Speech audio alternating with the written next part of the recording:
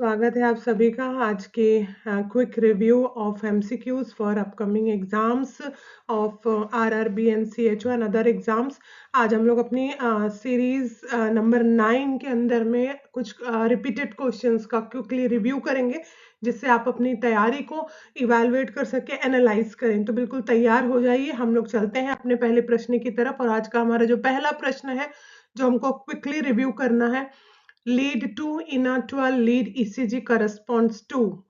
तो हमारी जो 12 लीड्स होती हैं उसमें से जो लीड सेकेंड है वो किससे जुड़ी हुई होती है, किसको वो शो करती है? Right arm and left leg, right leg and left arm, left leg and left arm, and option number D left left arm and right arm. तो आपको बताना है कि किससे करस्पॉन्ड करेगी लीड टू। सही जवाब जाएगा हमारा right arm and left leg. Question number 2, which solution is used for cleaning of blood on floor in operation theater? Operation theatre के अंदर में यदि फ्लोर में ब्लड स्पिल हो जाता है तो उसको किस तरह से क्लीन किया जाएगा, उसको साफ करने के लिए कौन से सॉल्यूशन का इस्तेमाल किया जाएगा? सोडियम हाइपोक्लोराइड, ग्लूटाराल्डिहाइड, फिनॉल या fumigation? Right answer is sodium hypochloride. Question number 3, which clinical findings may be seen after TURP? TURP जो प्रोसीजर है उसको करने के बाद में आपको कौन सी क्लिनिकल फाइंडिंग्स देखने को मिलेंगी? हिमेचूरिया, एन्यूरिया, पायूरिया या ओलिग्यूरिया? इसका राइट आंसर जाएगा haematuria. After TURP procedure clinical findings जो देखने को मिलेगी वो होगी haematuria. Question number 4, hand rubbing time for alcohol based hand washing is. Alcohol based hand wash से यदि आप हाथ धो रहे हैं, हैंड वॉश कर रहे हैं, तो कितने देर के लिए हैंड रबिंग करना है? ऑप्शंस देखते हैं, 10 to 15 seconds, 15 to 30 seconds, 30 to 45 seconds और 60 सेकेंड्स। सही जवाब दीजिए। सही जवाब है इसका option number B, 15 to 30 seconds. Question number 5, use of Salter scale in community setting is to measure. Community में सॉल्टर स्केल का उपयोग किस लिए किया जाएगा? सही जवाब देना है आपको। वेट असेस करने, हाइट असेस करने, माल न्यूट्रिशन को असेस करने के लिए, मिड आर्म सर्कमफेरेंस को असेस करने के लिए। सही जवाब दीजिए। वेट को असेस करने के लिए सॉल्टर स्केल का यूज किया जाएगा कम्युनिटी सेटिंग में। Question number 6, which part of the brain is known as emotional brain? मस्तिष्क का कौन सा भाग भावनात्मक मस्तिष्क या इमोशनल ब्रेन के रूप में जाना जाता है? कौन से भाग को इमोशनल ब्रेन कहेंगे? Mid brain, limbic system, medulla oblongata, hypothalamus? जवाब दीजिए सही इसका। इसका जो जवाब आएगा वो जाएगा option number B, emotional brain, brain के लिम्बिक सिस्टम को कहा जाता है। Question number 7, purpose of administration of hypertonic saline to a patient is to treat. किसी भी मरीज में हाइपरटोनिक सलाइन को देकर देने का उद्देश्य क्या होता है? क्यों दिया जाता है? उसका पर्पस क्या है? हाइपरनेट्रीमिया के लिए, हाइपोनेट्रीमिया के लिए, हाइपरकैलिमिया के लिए या हाइपरकैल्सीमिया के लिए? आपको बताना है कि कौन सी कंडीशन में हाइपरटोनिक सॉल्यूशन को या सलाइन को मरीज के अंदर में एडमिनिस्टर किया जाएगा। हाइपोनेट्रीमिया की कंडीशन में हाइपरटोनिक सलाइन यूज किया जाएगा। Question number 8, Duke's major and minor symptoms criteria are used for diagnosis of which disease? Duke's major और माइनर जो सिम्टम्स हैं उसके क्राइटेरिया को कौन सी बीमारी को निदान करने के लिए इसका उपयोग किया जाएगा? ठीक है, तो कौन सी बीमारी में? रूमेटिक हार्ट डिजीज में, इन्फेक्टिव एंडोकार्टाइटिस में, मेनिंजाइटिस में या अल्जाइमर्स डिजीज में? तो इसका जवाब दीजिए कि कब Duke's major and minor criteria use में लिया जाएगा। तो इसका जवाब आएगा आपका इन्फेक्टिव एंडोकार्डाइटिस की कंडीशन में। Question number 9, shockable rhythms are seen in, shockable rhythms किस कंडीशन में देखने को मिलेंगी? एट्रियल टेकिकार्डिया में, एट्रियल फिब्रिलेशन में, वेंट्रिकुलर फिब्रिलेशन में, एसिस्टोल में। तो आपको बताना है शॉकेबल रिदम्स कौन सी कंडीशन में आपको देखने को मिलेंगी। इसका सही जवाब जाता है वेंट्रिकुलर फिब्रिलेशन की कंडीशन में शॉकेबल रिदम्स दिखाई देंगी। हमारा 10th क्वेश्चन है, विच इलेक्ट्रोलाइट इम्बैलेंस में occur due to citrate in blood, citrate यदि ब्लड में पाया जाता है तो कौन सा इलेक्ट्रोलाइट है जो इम्बैलेंस होता है? हाइपरकैलिमिया, हाइपोकैलिमिया, हाइपरनेट्रीमिया या हाइपोकैल्सीमिया। सही जवाब जाएगा इसका हाइपोकैल्सीमिया की कंडीशन आएगी यदि सिट्रेट ब्लड में पाया जाता है तो। क्वेश्चन नंबर 11 हम देखेंगे, normal serum sodium level is, normally जो सीरम का जो सोडियम लेवल है वो कितना होना चाहिए? 3.5 to 5.5 milliequivalent per litre, 80 to 120 milliequivalent per litre, 135 to 145 milliequivalent per litre या 145 to 155 milliequivalent per litre. आपको सही जवाब देना है। सीरम सोडियम का जो सही लेवल होगा नॉर्मल वो होगा 135 से लेके 145 milliequivalent per litre. Question number 12, desks provided with a laptop prevent neck problem is an example of which level of prevention. मतलब डेस्क के ऊपर में यदि एक टेबल टॉप आपको मिल रहा है, दिया जा रहा है, तो टेबल के ऊपर में यदि एक टेबल टॉप को रखा जाए, आप जिस डेस्क में काम करते हैं, आप पढ़ाई करते हैं, यदि उसमें आपको टेबल टॉप रखा हुआ मिल रहा है तो ये किस चीज से, कौन से गर्दन की या नेक की प्रॉब्लम से बचा सकता है और ये कौन से लेवल का प्रिवेंशन, कौन से प्रिवेंशन के लेवल का एग्जाम्पल माना जाएगा? तो ये प्रीमॉर्डियल प्रिवेंशन माना जाएगा, प्राइमरी प्रिवेंशन होगा, सेकेंडरी प्रिवेंशन होगा या टर्शरी प्रिवेंशन होगा। तो यदि आपको डेस्क के ऊपर में टेबल टॉप मिल रहा है जिससे आपको ज्यादा देर तक गर्दन ना झुकानी पड़े तो ये एक प्रिवेंशन होगा, और कौन से लेवल का प्रिवेंशन होगा ये आपको बताना है। बिल्कुल सही आप लोग इसका जवाब दे रहे हैं, प्राइमरी प्रिवेंशन इसका आंसर जाएगा। Question number 13, purpose of doing bimanual compression of uterus is to, uterus के अंदर में बायमैनुअली कंप्रेशन देने का उद्देश्य क्या होता है? प्रिवेंट एपीएच, एंटीपार्टम हेमरेज से बचाने के लिए, कंट्रोल पीपीएच, पीपीएच की को कंट्रोल करने के लिए, प्रिवेंट कॉर्ड प्रोलेप्स, कॉर्ड को बाहर निकलने से, बाहर आने से बचाने के लिए, या descent of the foetus head को बढ़ावा देने के लिए। तो कौन से कंडीशन में आप बायोमैनुअली यूट्रस को कंप्रेस करेंगे? तो आपको जवाब देना है यहाँ पर। तो इसका सही जवाब होगा जब पीपीएच को कंट्रोल करना है तो आप बायोमैनुअली कंप्रेस करेंगे यूट्रस को। नेक्स्ट हमारा question number 14, term use to define when two organs are present in the same side of body, यदि दो ऑर्गन एक ही तरफ आ जाते हैं शरीर के तो उसको कौन सा टर्म हम उसके लिए यूज करेंगे? बाइलेटरल हम उसे कहेंगे, यूनिलेटरल हम उसे कहेंगे, इप्सिलेटरल हम उसे कहेंगे या कॉन्ट्रालेटरल कहा जाएगा। तो जब शरीर के दो अंग एक ही साइड पर आ जाते हैं, शरीर की बॉडी के एक साइड पर आ जाते हैं तो उसे कहा जाता है ipsilateral. Question number 15, when to measure CVP in a patient who is on ventilator, ठीक है, कब हम मेजर करेंगे CVP को यदि वो वेंटिलेटर पर है तो?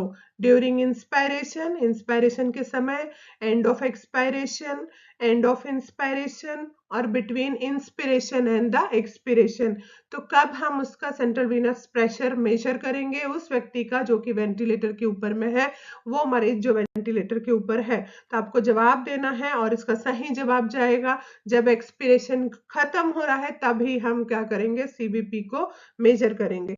नेक्स्ट जो हमारा क्वेश्चन है, question number 16, size of endotracheal tube for a 4-year old child, 4 साल के बच्चे के लिए यदि आपको एंडोट्रेकियल ट्यूब यूज करना है तो उसके लिए आपका एटी ट्यूब का जो साइज है वो क्या होगा? 5 mm होगा, 6 mm होगा, 7 mm होगा या 8 mm होगा? तो इसका सही जवाब आपको बताना है कि बच्चों में कितने साइज का एंडोट्रेकियल ट्यूब यूज किया जाता है? तो इसका सही जवाब जाएगा आपका 5 mm। Next, question number 17. The most common causes of atopic vaginitis. Atopic vaginitis एक inflammation है vagina का, इसका सबसे common जो cause है वो कौन सा cause होगा? Lack of progesterone, lack of estrogen, lack of gonadotropin, lack of testosterone। कौन से हार्मोन की कमी से एट्रोपिक वेजाइटिस की कंडीशन डेवलप होगी? सही जवाब जाएगा आपका लेक ऑफ एस्ट्रोजन। एस्ट्रोजन कम हो जाने से एट्रोपिक वेजाइटिस की कंडीशन डेवलप हो सकती है। Question number 18, which gases is used in laparoscopic surgery? Laparoscopic surgery करते समय कौन सी गैस को उपयोग में लिया जाएगा? नाइट्रोजन है आपका, कार्बन डाइऑक्साइड है आपका, नाइट्रस ऑक्साइड है आपका, एटमॉस्फेरिक एयर है। आपको जवाब देना है कि कौन सी गैस आपकी लेप्रोस्कोपिक सर्जरी में यूज की जाएगी। इसका सही जवाब जाएगा कार्बन डाइऑक्साइड, यहाँ पर लेप्रोस्कोपिक सर्जरी पे इस्तेमाल की जाने वाली गैस है। नेक्स्ट हमारा क्वेश्चन है question number 19। Furosemide acts on which part of the nephron? Furosemide एक डायूरेटिक्स है और नेफ्रॉन के कौन से पार्ट पर जाकर ये काम करेगी या कौन से पार्ट को ये प्रभावित करेगी?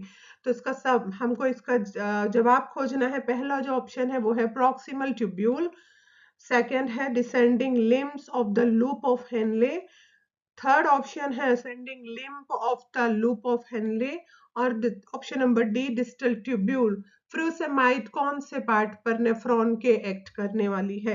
तो इसका सही जवाब जाएगा ascending limb of the loop of Henle. Next question हमारा रहेगा question number 20। During which weeks does the foetal heart begins pumping its own blood?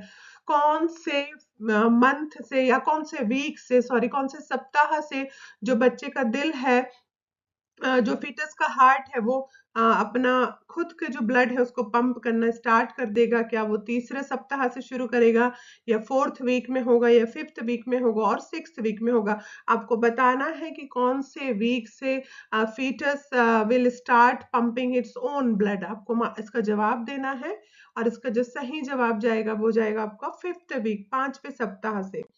Next question है question number 21। Which type of cancer has poorest prognosis? कौन से प्रकार का शरीर का cancer है जिसकी प्रोग्नोसिस बहुत ही पुअर होती है? पहला है इसका हमको ऑप्शन मिला है squamous cell carcinoma, breast cancer, pancreatic cancer और गैस्ट्रिक कैंसर। तो सबसे खराब प्रोग्नोसिस वाला जो कैंसर होता है वो होता है पैंक्रियाटिक कैंसर। क्वेश्चन नंबर 21 हमारा है of the following which disease causes most death world wide? इनमें से कौन सी बीमारी सबसे ज्यादा मृत्यु दर के लिए रिस्पॉन्सिबल है? सबसे ज्यादा संसार भर में मृत्यु होने वाली कौन सी बीमारी है? तो cardiovascular disease option number A, option number B HIV और AIDS, option number C malaria, और ऑप्शन नंबर डी ट्यूबरकुलोसिस। तो आपको बताना है किससे सबसे ज्यादा मृत्यु वर्ल्ड वाइड होती है। तो इसका ऑप्शन नंबर ए है, कार्डियोवास्कुलर डिजीज सबसे बड़ा बीमारी है जो मृत्यु का कारण बन रहा है पूरे संसार भर में। नेक्स्ट क्वेश्चन है question number 23। Which of the following condition is treated related to the development of renal calculi? कौन सी कंडीशन है जो एक व्यक्ति को रिस्क पे रखती है कि उसके जो रीनल जो पोर्शन है या जो रीनल जो सिस्टम है जो वहां पर कैलकुलाई या स्टोन का कारण बने?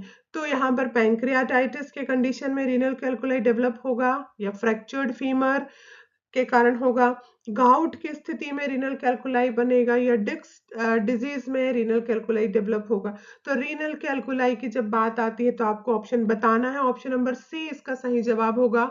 गाउट में रीनल कैलकुलाई की जो डेवलपमेंट है वो होता है गाउट की स्थिति में। Next question number 24। Urinary bladder is lined with? Urinary bladder में कौन सी लाइंड होती है उसके टिश्यूज में? सिंपल एपिथेलियम होता है, स्ट्रेटिफाइड एपिथेलियम होता है, ट्रांजिशनल एपिथेलियम होता है, या स्यूडो स्ट्रेटिफाइड एपिथेलियम होता है? तो आपको बताना है कि यूरिनरी ब्लैडर में जो लाइन होती है इनमें से कौन से एपिथेलियम टिश्यूज के कारण होती है? तो इसका सही जवाब होता है ट्रांजिशनल एपिथेलियम की लाइनिंग प्रेजेंट होती है यूरिनरी ब्लैडर में। Question number 25। Which of the following describe the cognitive triad of depression? Depression में सॉरी डिप्रेशन में कौन सा कॉग्निटिव ट्रायड आपको देखने को मिलेगा? ठीक है, हेल्पलेसनेस, स्लीपलेसनेस, वर्थलेसनेस ये पाया जाएगा, या option number B thoughtfulness, worthlessness, sleeplessness, option number C hopelessness, worthlessness, thoughtlessness, या option number D hopelessness, worthlessness, helplessness. इसमें से बताना है कि कौन सा आपका ट्रायड होगा, किस चीज का, डिप्रेशन का। कॉग्निटिव ट्रायड है जो डिस्क्राइब कर रहा है डिप्रेशन को, तो इसका सही जवाब जाएगा हमारा ऑप्शन नंबर डी। डिप्रेशन के कॉग्निटिव ट्रायड में होपलेसनेस होगा, वर्थलेसनेस होगा और हेल्पलेसनेस भी पाया जाएगा। नेक्स्ट क्वेश्चन है question number 26, the best time to perform Leopold's manure.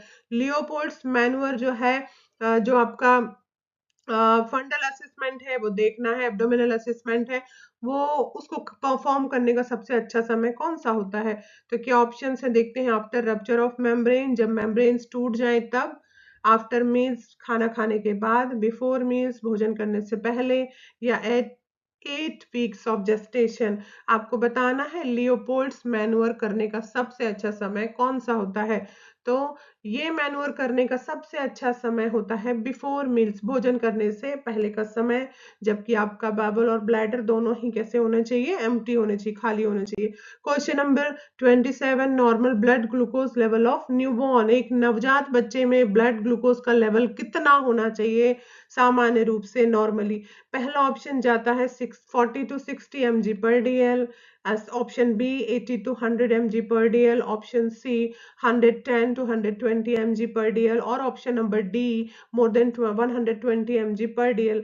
तो एक नॉर्मल ब्लड ग्लूकोज लेवल एक न्यूबॉर्न बेबी का होना चाहिए 40 to 60 mg per dl। ये रिपीटेटिव फॉर्म में पूछा गया प्रश्न है और आपको ध्यान से पढ़ना है।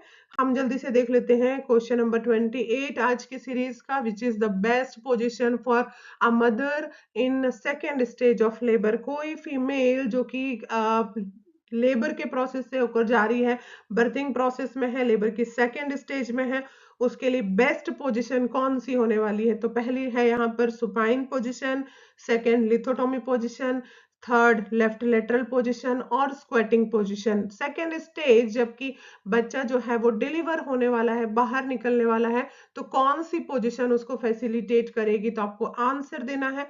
जी हाँ, बिल्कुल सही आप लोग सोच रहे हैं। इसका जवाब जो होगा स्क्वेटिंग, जो होगी, उखड़ू बैठने की जो पोजीशन होगी वो स्क्वेटिंग होगी, और ये सेकेंड स्टेज जो मदर है सेकेंड स्टेज में लेबर की, उसके लिए बेस्ट फेवरेबल पोजीशन होगी। हमारा क्वेश्चन नंबर 29 जाता है आज की सीरीज का, how many faces are there in Wong Baker facial pain rating scale. Children's में जो पेन को असिस्ट करने के लिए स्केल यूज किया जाता है, उस स्केल का नाम है Wong Baker facial pain rating scale. और क्वेश्चन में पूछा गया है कि इसके अंदर कितने फेसेस होते हैं, तो आपको बताना है इसमें 8 फेसेस होते हैं, 6 फेसेस होते हैं, 10 फेसेस होते हैं या 5 फेसेस होते हैं। तो जवाब आपको देना है कि वोंग बेकर स्केल में फेशियल पेन रेटिंग को असेस करने के लिए कितने चेहरों का इस्तेमाल किया जाता है, इसमें कितने चेहरे पाए जाते हैं। तो बिल्कुल सही जवाब आपको देना है कि इसमें 6 फेसेस होते हैं। क्वेश्चन नंबर 30 जो हमारा लास्ट क्वेश्चन है आज की सीरीज का, another name for Cidex solution. Cidex solution के लिए या साइडेक्स सॉल्यूशन के लिए दूसरा नाम कौन सा उपयोग किया जाता है?